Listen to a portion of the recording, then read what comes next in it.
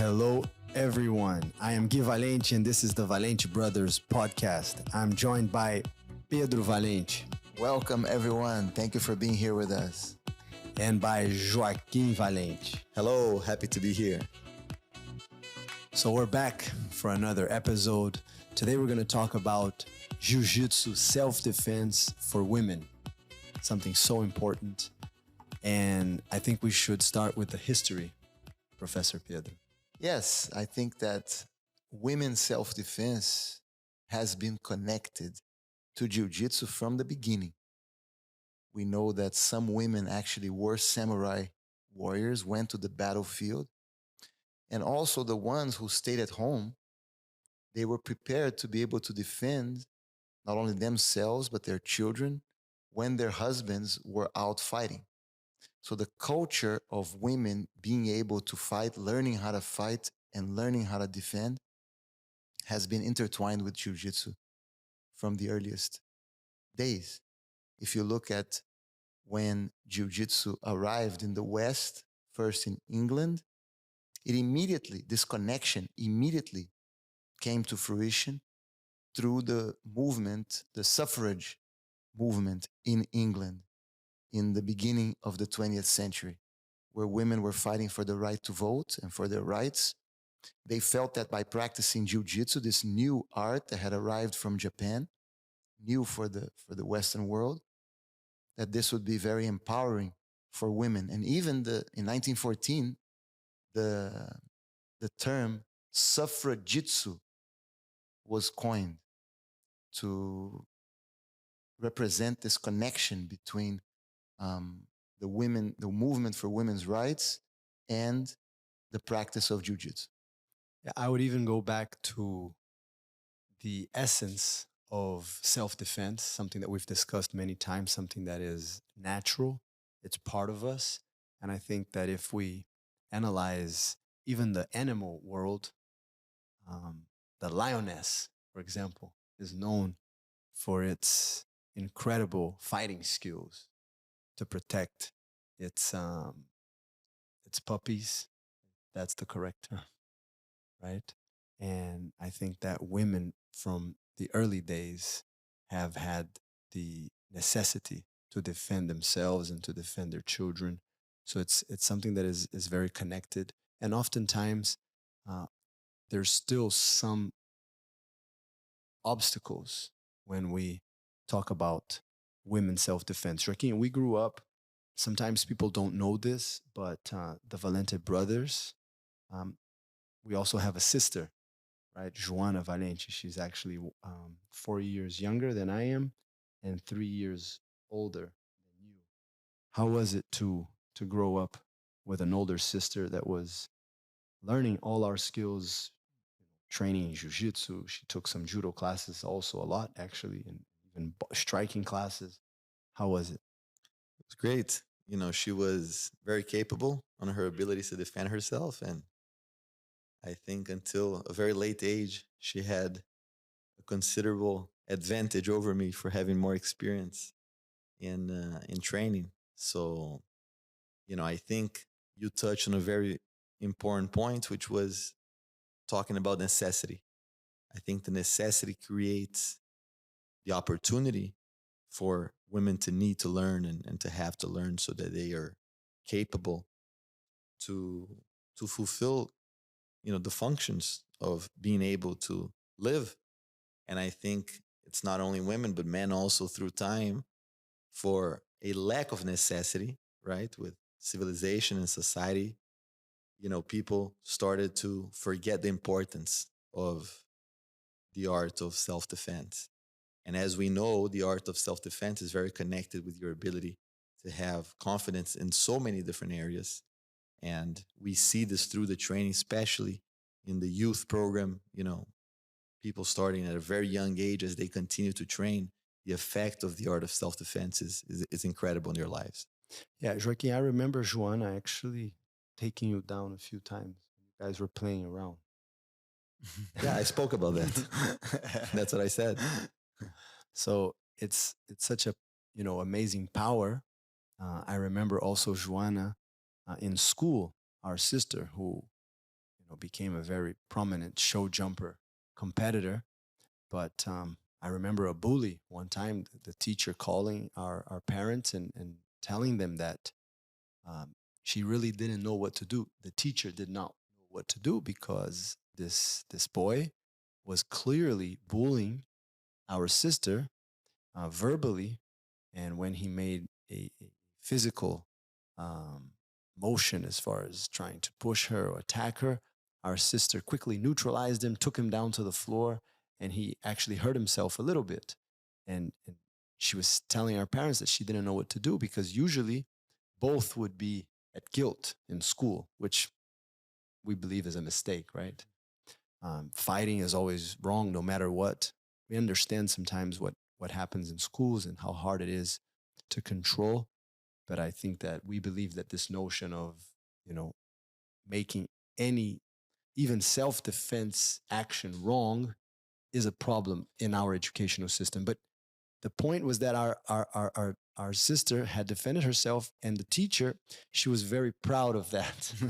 And she said, I cannot reprimand your daughter for having defended herself, easily controlling a boy who was even bigger than her. Yeah, So, and I think that it's very notable that our father wanted our sister to be a good fighter, to learn how to defend herself. That was not so popular at the time. I remember many of her friends did not want to train because their fathers said, no, fighting is for boys. Girls should do dancing or ballet. Jiu-jitsu is not for girls. This still happens today. I hear this from some men who say, I don't want my daughters doing jiu-jitsu. She should do something feminine. yes. And obviously, we believe that women should know how to defend themselves. And I believe that, as our teacher used to say, Grandmaster Helio used to say, women many times learn jiu-jitsu faster and better than men do. I think it's important to touch on Grandmaster Edu's opinion in regards to women's self-defense and training jiu-jitsu. But I believe, Pedro, that women need more, young girls, Correct. right, need more jiu-jitsu than boys. Why? Jiu-jitsu is the best equalizer, right? You cannot want any type of equality if you don't have the ability to back that up. Correct. Sometimes it's just you and someone who might want to attack you, and the police won't be there in time. You might not have a weapon. And jiu-jitsu, once you learn it, is always with you. It's part of you. It becomes you. So I think that for women, for young girls, it is essential. The women of England, the beginning of the 20th century, understood this very well. The suffragettes, Yes. as they were called. They knew that in order for them to be fully respected and to really have their rights accomplished, they had to learn how to fight, learn how to defend themselves. Unfortunately, that got lost. And women advanced so much in the 20th century and also in the 21st century in so many ways, but unfortunately, most of them still fear man's physical superiority. And that's a negative thing for a girl to go out on a date, a young woman, and then feel that she's inferior physically because she might be physically weaker. But as you said, jiu-jitsu is an equalizer, and girls, women who learn jiu-jitsu don't have to feel that they are inferior in any way. Yeah. Now, I would like to ask Joaquim, because we had the opportunity to watch Grandmaster Helio teaching so many students, all of his privates. That was actually one of the best ways for us to learn, was always having the opportunity to sit down and watch the privates that he taught before and after our privates, right? And we know that Jigoro Kano was teaching his wife and friends. This is in the early 1890s, before, the Kodokan really even exploded as a major martial arts institution in Japan. And many times individuals think that judo was only available for women when it became a competitive sport. Actually, I believe that judo for women became an Olympic sport maybe in the 80s, 1988, maybe. That I would have to check. But it was already part of women's self defense in Japan. Yeah, for because a you have long to time. separate the sportive aspect and the self-defense Correct. aspect. And I think that if we connect that to Helio Gracie, he had many, not only our sister, but many female students. Yes, and I think the reason why he had so many female students, the Grandmaster Ed always liked to teach Jiu-Jitsu to who he felt had the most power in gaining from Jiu-Jitsu and from the skills that The most Jiu-Jitsu. need, the people that Yeah. needed the most. But, Yes. but in which that would have the biggest effect on them. Yeah. And he believed that, you know, a very strong man, he, as he would say, you know, he was born already with attributes that he could use to stop someone from attacking them. You know, he was less of a target, someone who was less capable physically in their natural state without learning any martial arts skills. You know, there's a higher chance that they would be under attack. And that's the, you know, the group that Grandmaster Ed would really focus on teaching. That's why he loved to teach kids also. Transformation, right? Someone who, without the training, would get destroyed, but with the training, can actually defend themselves. That's really the Yeah, transformative even men, power. he made that distinction. That lightweight Correct. students, Yes. he favored over the big, strong. Absolutely. And so, if you go back even in the 50s, right, he was already talking about the importance of self-defense for women. He had very prominent students. They made Elis sisters who were singers from Portugal, in Brazil, and he would always take them on demonstrations. Helio Gracie, Helio you're talking Gracie, about. to show the importance of self-defense for women. So he was always in favor of that. As I said, women's self-defense has always been a big part of Jiu-Jitsu. You can say that Jiu-Jitsu has always been intertwined with the movement for women's rights So I think it's and fair. and for the empowerment of women. In Japan, in England, and in Western Europe in the beginning of the 20th century, in Brazil, and it continues to be. Yeah, so I think it's very fair for us to remind our students and friends that Helio Gracie was never against women training jiu-jitsu. Quite the contrary. He taught self-defense skills not only to his daughters and nieces and close friends. I saw that many times, even people that came to the house, possible workers in the farm, in the ranch, he would offer to teach their children, boys and girls, the same. What Grandmaster Helio was against was competitive jiu-jitsu. And he felt that everyone would benefit more from jiu-jitsu for self-defense. And that also applied for women. Yes, correct. People say he was against women competing. Well, he was never really in favor of any jiu-jitsu practitioner competing. He felt that jiu-jitsu was an art of self-defense, and that was always a dilemma for him, because in some ways he was supporting the tournaments. Many of his family members were participating. He was even the president of the federation. But in his heart, that was not the main purpose of jiu-jitsu. And so, especially for women, he felt that they should focus on the most important elements of jiu-jitsu, which are for self-defense and not for tournaments. And again, I think, you know, a lot of that came because he saw that women needed jiu-jitsu so much and it would be so powerful for them to learn jiu-jitsu, that he believed that if they were focused and training more for competition, they wouldn't be benefiting so much from the self-defense side of jiu-jitsu and the skills that could really protect them in a real life situation. Yeah. So over time, we've had the opportunity to teach many women in our school, some that started even as children training here and became adults and continue to train. We've also had the opportunity to teach many female police officers, military, and we know that jiu-jitsu works. And we have several female students who have achieved the level of black belt in our school. Yes. We know that jiu-jitsu works. Correct. Right?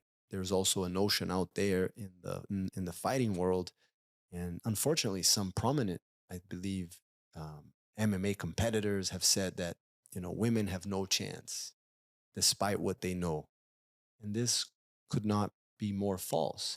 And I think that's the people that said that, they did not say this because they were trying to be against women or anything like that. It's just that oftentimes, if you are a competitor, be it in MMA or boxing or kickboxing, even in BJJ, you think of winning. And it could be very difficult for a woman fighting a man, for the woman to beat the man, especially if the man knows To also dominate, to dominate, control, to to beat win. him, correct, to win. But in self-defense, in survival, you have to survive. And sometimes to survive, you don't have to win. That's enough. That's enough. I always tell my students, if you get into a fight, physical fight, and you go home and not to the hospital, I'm happy. I don't That's really care it. what happened to the other person. In fact, it's best if the other person was not hurt either. Less problems. So what's most important in a situation, in a street situation, is that you can preserve your physical integrity and not get injured. That's the objective of self-defense, not to beat the other person, not to win, but to survive. Correct. Also, I think it's important for us as jiu-jitsu teachers to understand that in a scenario of an attack, and this goes for everyone, but especially when there's a huge size difference, clinching and looking for the clinch is not, many times, is not the best alternative. And this is coming from jiu-jitsu teachers, right? Brazilian jiu-jitsu. Actually, back in the old days, the Japanese introduced a system to prove the efficiency of their art by challenging other martial artists and big, strong men for fights. And in these challenges, many times the strategy was to clinch, take down, and submit. Something that became very famous through our teacher, Grandmaster Helio, through his family, right? We had the opportunity to do that here in our school. As our school was being developed, our students did that a lot because it allows you to control your opponent very well.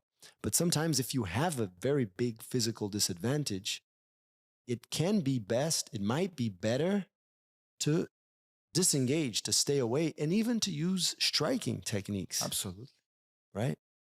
So the objective is not to win. The objective is to survive. The objective is to create distance many times so you can get away. And a strike can be very effective. Absolutely. Good. We have a footage that was given to us not too long ago. I think maybe you could present it because it was given to you. Yes. We have a very good friend who actually has been here to our school, has taken our Fighting Foundations course. He's a very accomplished black belt in BJJ, Gustavo Dantas. And one of his students, who is a flight attendant, she arrived late from a flight and around 1 or 2 a.m. And she was walking to her car inside the airport, Phoenix International Airport. And she was suddenly attacked, brutally attacked by someone who for no reason just started throwing punches and assaulting her in a very violent way. And she's a blue belt under Gustavo Dantas. And she demonstrated tremendous courage and great technical skills to be able to fend off that dangerous attacker. And using some of the most fundamental jiu-jitsu techniques, part of our Fighting Foundation, something that we organized many years ago. Of course, techniques that we learned from our teacher, Grandmaster Helio. But we organized it into a group class system. Correct. That now we teach instructors from all over the world that want to introduce that to their programs. So we were very proud to see that. And I think it would be nice maybe to watch it right now if you guys think it's a good idea and we can maybe comment it. Yeah, and Gustavo immediately reached out to us because he said, wow, that's exactly what you guys teach. And I'm very proud of my student that she was able to use that. And he related that to the Fighting Foundations, which we were very happy with. Yeah, and the great thing about the Fighting Foundations program is that it really ensures that the focus is self-defense, the focus is survival. Because many times what happens is that when you start practicing jiu-jitsu for sport and you want to compete, and I think to my knowledge, there are even white belt divisions in jiu-jitsu competition. So from the get-go, if you like that, your instructor, your teacher will start pushing you towards competition, which if you like that, that's completely fine. But in jiu-jitsu competition, to fight someone in a jiu-jitsu competition, requires tools and skills that are very, very, very, very different compared to a self-defense scenario. Correct. You don't have to worry about strikes. And in Fighting Foundations, we think exclusively of survival of self-defense. And addressing realistic scenarios. Correct. So we have the video in our screen, and we'll put it up on the screen as well so that everybody can see. So as you can see, she's walking and she's going to be attacked. She was probably trying to get the tram, no? In the airport. This is in Phoenix. Notice he tries to kick. The fact that she lied back already was huge, having this reflex to lie down. Notice that she kicks, and one of the kicks right there goes right on the jaw. And that makes the attacker immediately retreat. So she falls back, uses an open guard principle. Feet on the hips. And that kick with a high heel, actually, notice he throws the stand and a few objects at her. She actually then stands up in base. Because he was hit, he walks away. And he was screaming at her, I think some racial slurs. Correct. And because she's of Asian descent. And the height difference, the weight difference was enormous. Correct. So let's break this down, because I think it's important that we look at some factors that I think were very important. So we should go back to the beginning? Yes. Okay, and so then, one more time. Then if you can pause, when I say pause, right, a little bit more. She's going to turn right there. So awareness. She was able to perceive his presence before he actually made physical contact with her. That's extremely important. Sometimes when we're walking around the streets, we're using our ear pods, we're listening to music, and we are distracted, looking at our phones. So in that moment, she was not looking at her phone, and she was able to turn right before the strike. That was extremely important. Then she's gonna take a few steps back, putting her hands up, right? Look at her hands up. The hands up, also very important. Keep going. And as she puts her hands up and steps back, she's able to avoid some strikes, and then she falls down. And when she falls down, that's the critical element. She immediately puts her feet up and points, keep going a little more, right there. She puts her feet up and points her feet at the opponent. That's not a human instinct. The human instinct usually in that situation is to try to get up, either by going on all fours or by sitting up. But she immediately raises her feet, and then she's going to turn. The guy comes around. Look how she follows him with the feet. No, let's go back a second, Pedro. What is key to what you were saying is that if she had tried to get up, which, as you said, is very instinctual, she would have been knocked out by that huge soccer kick. Correct. Look at that.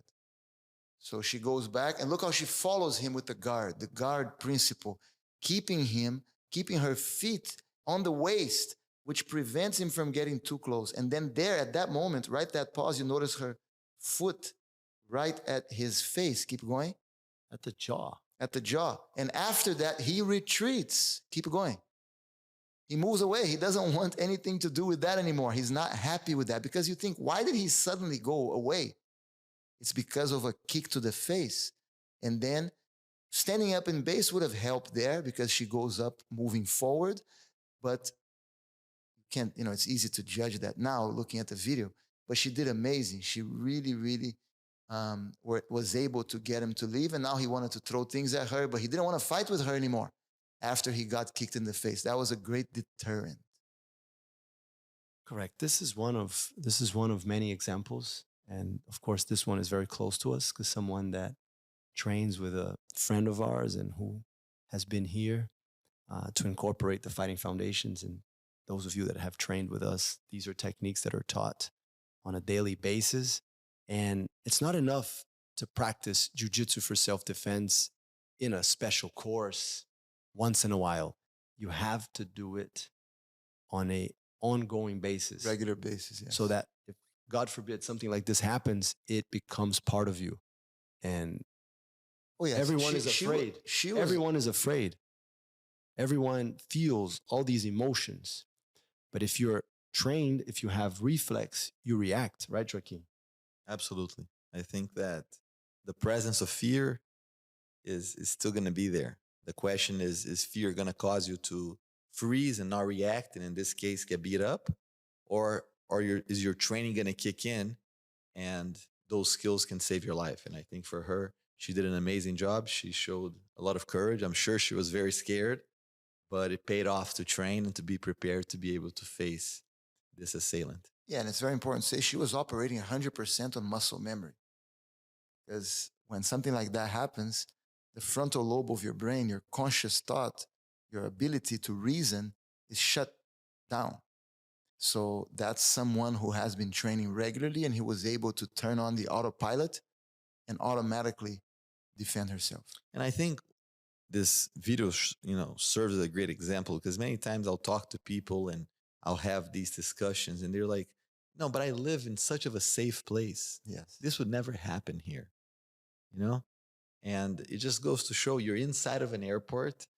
I know you said that she was walking to the car, but I believe this could be a secured location. I'm not sure if this is past TSA or not. Do you know? I'm not sure, no. Yeah.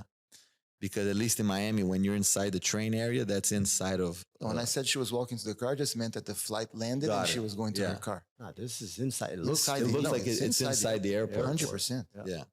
But what I'm saying is people, you're past TSA, right? So you think like, oh, I'm safe. Everything is safe in here. But, that man with his bare hands, he could do a lot of damage, right? He could really knock her out and you don't see anyone around. That's the other thing also. So as Guy mentioned earlier, at that point, it's only her with what she has and her skills to be able to defend herself. One good punch, and if she fell to the floor, knocked out, hit her head, that could be the end of her life. Correct. So the skills that we're talking about are really skills that can save your life. And in that case, I think they did. Yeah. No, and even though in a few, maybe a minute, maybe less than that, some people start coming out of the other train, maybe on the other side or walking. It's exactly what Joaquim said. It only takes a few seconds. It takes one punch for something to go really wrong. That kick to her face would have knocked her out. She could have hit her head on this hard floor. And her kick to his face was what made him get away. Yeah. And again, I'm going to use the animal kingdom, the animal world. Our father, he really liked to watch. Joaquim remembers this well. What were maybe his two favorite channels? Animal Channel, right? And it was Discovery. Discovery, that also showed. Yeah, and Combat Channel, yes. Like martial arts. So he often talked about that, how the attacker, if he feels comfortable, he then will have. And that's why in the situations where we were under attack in Brazil, we've spoken about the home invasion. He said, I want this to be the last house that they would ever pick to come in, because he knows that if he comes in here, he's not going to walk out alive. No, and that's exactly what you said. People always look for the easy prey. And when he saw her, he probably felt that it was going to be easy. The moment he felt that it was difficult, that he got kicked, he wanted nothing to do with that anymore. Yeah, no. That just shows that many of these attackers are cowards. And the moment they feel that it's going to be difficult, they walk away. 100%. And that's why, for our friends out there who still might have any type of doubt, maybe prejudice. I think prejudice is a very, if you learn what prejudice means, I think it fits very well in regards to women's self-defense. Insecure men don't like the idea that women can fight. Correct. It's not about winning, right? Maybe it's not even insecure men. It could be sometimes. There are some that I've heard say, oh, women cannot defend themselves. It doesn't work. But in this case, I wouldn't even attack them in that regard. Because I think Guy has a point that unless you train with the understanding of what self-defense can really do for a person, forget women or men, right?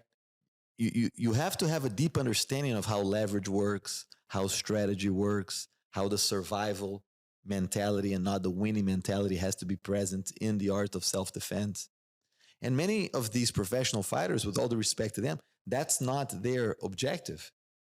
They're participating in a competition that they have to put all their time and focus in winning those competitions. Those competitions are different than the art of self-defense in the street. Correct. Fighting in a cage is different than defending yourself in a home invasion, in a street attack like this. Yeah. So, what we specialize on is looking at these videos, is creating the best training program to prepare someone to be able to defend themselves in a real street situation. Correct. Because even this woman, as a blue belt in BJJ, she knows a lot of chokes, triangles, arm locks, but look what saved her life there. It was none of that. It was protecting herself with her legs and kicking the guy in the face. And I think this is a good point. Someone might say, Joaquim, but a girl that trains MMA or a girl that trains, BJJ, competitive, right? Jiu-jitsu, they are going to be in better condition to be able to defend themselves in the street Not always. than Because, someone who doesn't do anything. okay. And I think we could, I think we've had this debate before in the podcast.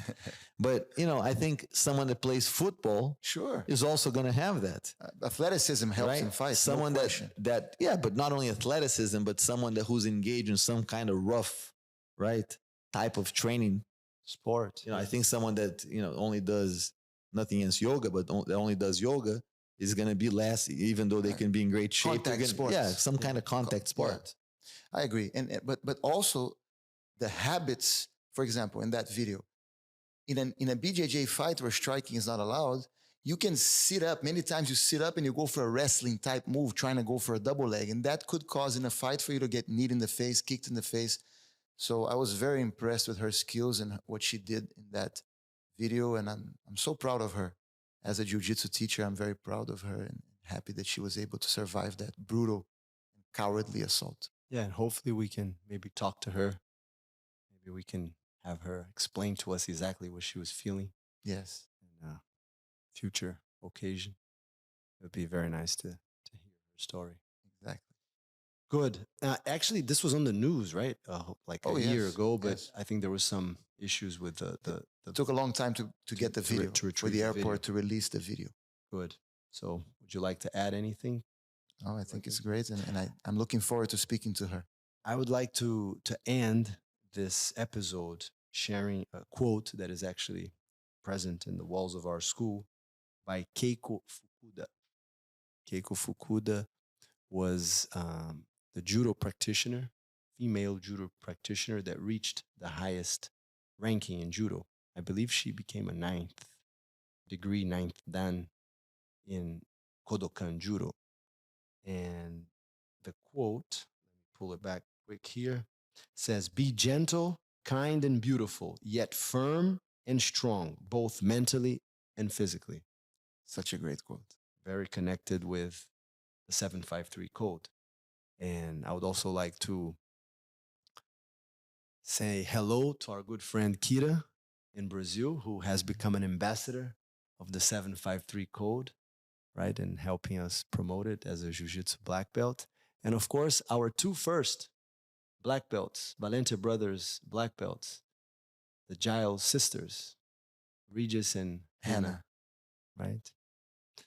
So, and of course, we talked about our sister already.